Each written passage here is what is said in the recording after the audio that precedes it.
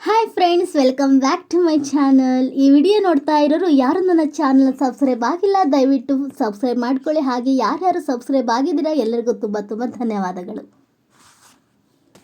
ಶ್ರೀ ಸಿದ್ದೇಶ್ವರ ಸ್ವಾಮಿಗಳು ಭಗವತ್ ಚಿಂತನ. ಪರಮಾರ್ಥ. ವಿಶ್ವದಲ್ಲಿ ಅಸಂಖ್ಯ ವಸ್ತುಗಳು. ಕೆಲವು ವಸ್ತುಗಳನ್ನು ನಾವು ಪ್ರೀತಿಸುತ್ತೇವೆ. ಆ ವಸ್ತುಗಳ ಪ್ರೇಮ ನಮ್ಮ ಜೀವನದಲ್ಲಿ ಹರವಿಕೊಳ್ಳುತ್ತದೆ. ಬದುಕಿನ ಕೃತಾರ್ಥತೆ ಆ ವಸ್ತು ಸಂಪಾದನೆಯಿಂದ, ಅದರ ಅನುಭವದಿಂದ ಉಂಟಾಗುತ್ತದೆ. ಮನುಷ್ಯ ಒಂದೊಂದು ವಸ್ತುವನ್ನು ಅತಿಯಾಗಿ ಪ್ರೀತಿಸುತ್ತಾನೆ. ಬದುಕಿನ ಆದ್ಯಂತ ಆ ವಸ್ತುವಿಗಾಗಿ ತನ್ನನ್ನು ಸಮರ್ಪಿಸಿಕೊಳ್ಳುತ್ತಾನೆ.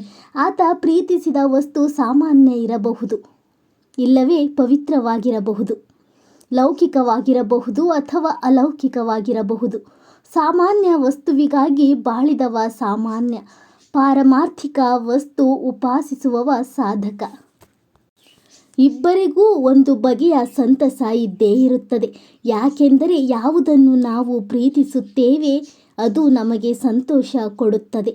ವಸ್ತು ಯಾವುದೇ ಇರಲಿ, ಅದು ಮಹತ್ವದ್ದಲ್ಲ. ಸಣ್ಣ ವಸ್ತುವನ್ನು ಪ್ರೀತಿಸಿದರೂ ದೊಡ್ಡ ವಸ್ತುವನ್ನು ಪ್ರೀತಿಸಿದರೂ ನಮಗೆ ಸಂತೋಷ ಉಂಟಾಗುತ್ತದೆ.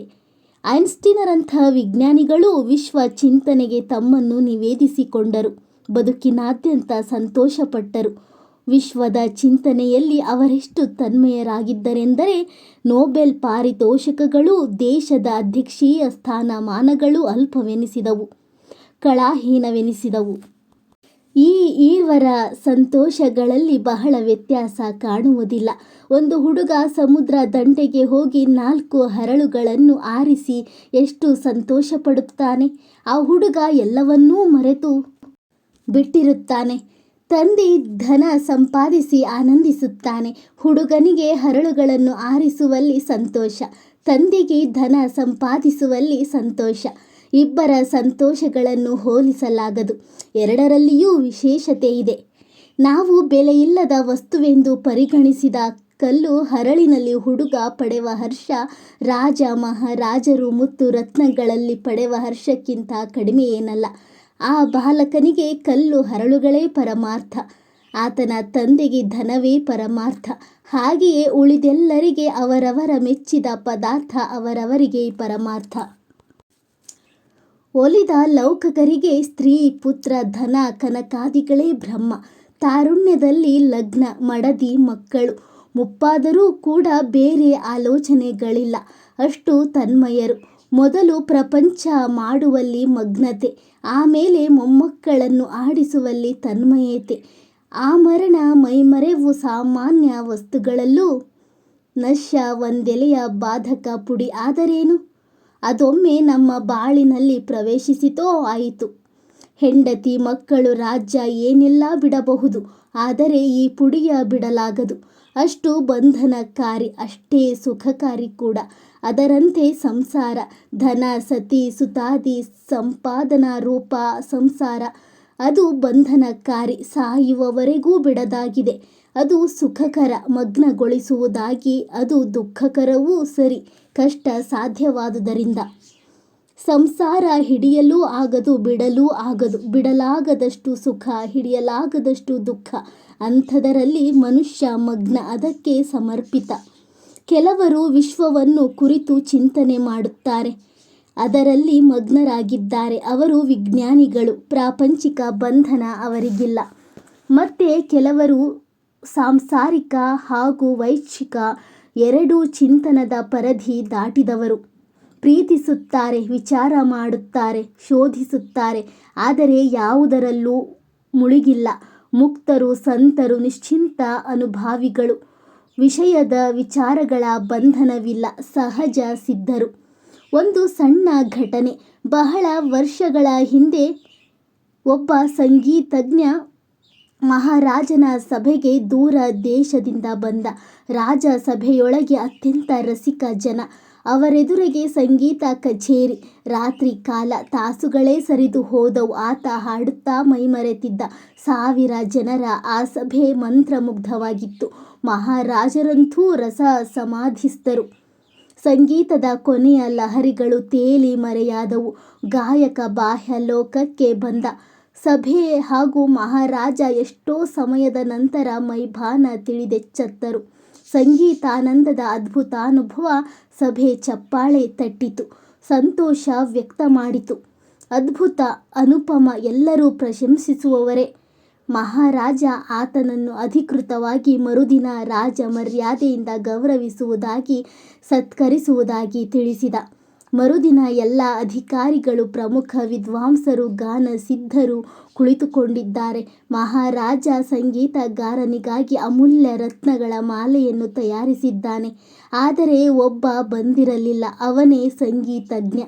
ದಾರಿ ಕಾಯ್ದರೂ ಆತ ಬರಲಿಲ್ಲ. ಎಲ್ಲಿ ಹೋಗಿದ್ದಾನೆ ತಿಳಿಯದು. ಆ ಸಂಗೀತ ತಜ್ಞ ಆ ದಿನ ಸಾಯಂಕಾಲ ವಿಹಾರಕ್ಕೆ ಹೋಗಿದ್ದ. ದೂರ ತಿಳಿ ನೀರಿನ ನದಿ ದಡ. ಉಸುಕು ಕುಳಿತ. ಚಂದ್ರೋದಯವಾಯಿತು.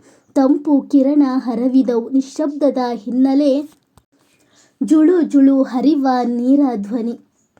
ಸುತ್ತಲೆಲ್ಲ ಹಸಿರು ವನಸಿರಿ. ಮಾದಕ ವಾತಾವರಣ. ಗಾಯಕ ತನಗೆ ಅರಿವಿರದಂತೆ ಹಾಡತೊಡಗಿದ. ಅದು ಅದ್ಭುತ ಸಂಗೀತ. ಸಂಗೀತದ ಅಲೆ ವನದಲ್ಲಿ ತುಂಬಿದವು. ನದಿಯ ತೆರೆಯ ಮೇಲೆ ತೇಲಿದವು. ಸನ್ಮಾನದ ನೆನಪಿಲ್ಲ, ತನುವಿನ ಭಾನವಿಲ್ಲ. ಗಾನ ಸಮಾಧಿಯನ್ನು ಅನುಭವಿಸುತ್ತಿದ್ದ ರಾಜನ ಜನ ಹುಡುಕುತ್ತಾ ಬಂದರು. ನದಿಯ ದಂಡೆಯಲ್ಲಿ ಕಂಡರು. ಎಚ್ಚರಿಸಿದರು. ವಾರ್ತೆ ಹರುಹಿದರು. ಆತ ನುಡಿದ, ನನಗೆ ಸನ್ಮಾನ. ನಿಸರ್ಗ ನನ್ನನ್ನು ಗೌರವಿಸಿದೆ. ಅದು ದಿವ್ಯ ಸನ್ಮಾನ. ನನಗೆ ರಾಜ ಸನ್ಮಾನದ ಅವಶ್ಯಕತೆ ಇಲ್ಲ. ಅವನದು ಮಾಡದ ವ್ಯವಸ್ಥೆ. ನಮಗೆ ಕಾರ್ಯೋತ್ಸಾಹಕ್ಕಿಂತ ಸನ್ಮಾನೋತ್ಸವ ಹೆಚ್ಚು. ಸಾಮಾಜಿಕ ಹಾಗೂ ರಾಜಕೀಯ ಪದವಿ ಪ್ರಶಸ್ತಿಗಳಲ್ಲಿ ತುಂಬ ಆಸಕ್ತಿ. ಕಾರ್ಯಗಳು ಅಷ್ಟಕ್ಕಷ್ಟೇ. ನಮಗೆ ಸಂದ ಈ ಪ್ರಶಸ್ತಿಗಳಿಗೆ ತಿಳಿದವರಲ್ಲಿ ಯಾವ ಬೆಲೆ ಇದೆ? ಆದರೂ ಅವುಗಳ ಹುಚ್ಚು. ಪದ್ಮಶ್ರೀ, ಪದ್ಮಭೂಷಣ, ರತ್ನಗಳಿಗಾಗಿ ಪರದಾಟ, ಹೋರಾಟ. ಸಣ್ಣ ಪುಟ್ಟ ಪದವಿ, ಮಾನ ಮರ್ಯಾದೆಗಳಿಗೂ ಅಷ್ಟೇ. ಇವುಗಳಲ್ಲಿ ಮನುಷ್ಯ ಸಿಕ್ಕು ಬೀಳುವ. ಯಾರು ಈ ಬಂಧನ ರಹಿತರೋ ಅವರು ವಿಮುಕ್ತ ಚೇತನರು. ಅವರಿಗೆ ಇಷ್ಟವಾದ ಪರಮಗತಿ ಎಂದರೆ ದೇವ ವಿಮುಕ್ತಾನ ಪರಮಗತಿ. ಆ ವಿಮಲ ಬ್ರಹ್ಮಗತಿಯ ಅತುಲ ಬಯಕೆ ಈ ವಚನದಲ್ಲಿದೆ ನೋಡಿ. ಎಂದೋ ಸಂಸಾರದಂದುಗ ಹಿಂಗುವುದು, ಎಂದೋ ಮನದಲ್ಲಿ ಪರಿಣಾಮಬಹುದೆನಗೆಂದೋ ಎಂದೋ ಕೂಡಲ ಸಂಗಮ ದೇವ, ಇನ್ನೆಂದೋ ಪರಮ ಸಂತೋಷದಲ್ಲಿ ಹುದನಗೆಂದೋ. ಸಂಸಾರದ ಸೆಳೆತವಿಲ್ಲ, ಅದರಿಂದ ಹೊರಬರುವ ತವಕ. ಸಂಗನ ಸುಖದಲ್ಲಿ ಪರಿಣಮಿಸುವ ಕನಸು. ಲೋಕವೆಲ್ಲ ಏಕಕಂಠವಾಗಿ ಜಯ ಜಯ ಮಾಡುತ್ತಿದ್ದ ಆ ಕ್ಷಣದಲ್ಲಿ ಬಸವಣ್ಣನವರ ಅಂತರಂಗ ದೇವನತ್ತ ಪ್ರವೇಶಿಸುತ್ತಿದೆ. ಲೌಕಿಕ ಘನತೆ, ಗೌರವಗಳು ಅವರನ್ನು ಸ್ಪರ್ಶಿಸಿಲ್ಲ. ತನು ಸೋಂಕಿ ತನು ನಷ್ಟವಾಗಿತ್ತು.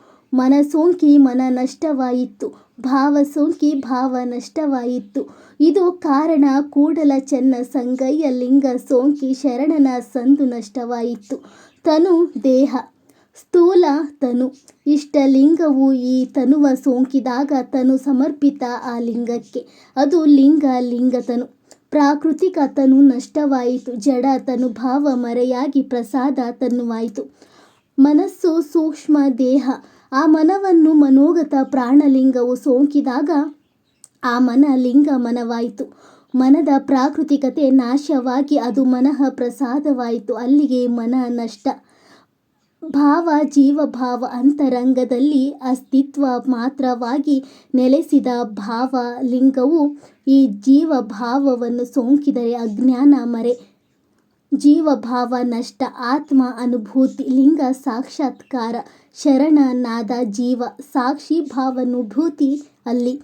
ಬಳಿಕ ಈ ಶರಣನನ್ನು ನಿಸ್ಸೀಮ ಮಹಾಲಿಂಗವು ಸೋಂಕಿನಲ್ಲಿ ನಾನು ಶರಣ ಎಂಬ ಸಂದು ಎಂಬ ಭಿನ್ನ ಜ್ಞಾನ ನಷ್ಟ. ಈಗ ತನು ಮನ ಭಾವ ಮೂರು ನಷ್ಟವಾದಲ್ಲಿ ಶರಣನೆಂಬ ಬುದ್ಧಿ ನಷ್ಟ. ಅನಂತತೆಯಲ್ಲಿ ಶರಣನು ಅಡಗಿದದಲ್ಲಿ ನಿಂದುದೇ ನಿರ್ಮಲ ಲಿಂಗತತ್ವ. ಈ ವ್ಯವಸ್ಥೆ ಅನುಭವಿಸಿದ ಮಹಾನುಭಾವವೇ ಮುಕ್ತಾತ್ಮ. ತನು ಮನ ಭಾವಗಳಿಂದ ಮುಕ್ತನಾದ ಚೇತನ ಪುರುಷ. ಸಾಮಾನ್ಯವಾಗಿ ನಾವೆಲ್ಲ ಸ್ಥೂಲ, ಸೂಕ್ಷ್ಮ ಹಾಗೂ ಜೀವಭಾವದ ವಲಯಗಳಲ್ಲಿ ಸಿಕ್ಕಿಹಾಕಿಕೊಂಡಿದ್ದೇವೆ. ಇವು 3 ಪ್ರಾಕೃತಿಕ ಸಂದುಗಳು. ಈ ಸಂದುಗಳ ನಾಶಕ್ಕಾಗಿ, ವಿಮುಕ್ತಿಯ ಅನುಭವಕ್ಕಾಗಿ ಚಿಂತನ. Thank you friends. Thank you for watching this video.